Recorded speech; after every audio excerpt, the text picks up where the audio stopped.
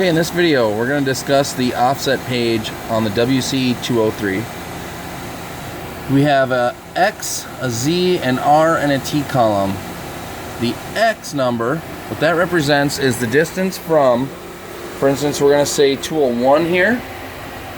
Tool 1 is this turning tool. That X number is going to be the distance the machine has to travel from the home position, which is all the way up, from the home position to the center of the spindle.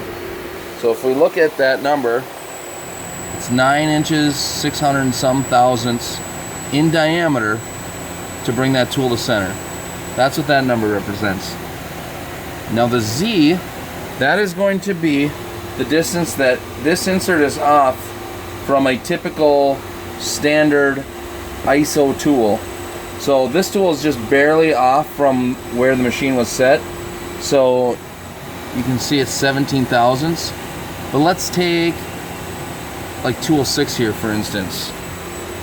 Tool 6 is going to be this drill right here. That drill from this position right here is offset by 4.4 inches. Then we have a radius column. That's going to determine the radius on the tip of an insert, whether it be a turning tool or a boring tool. And then the type, that's the orientation of that. So being this one is pointed this way, it is a 3.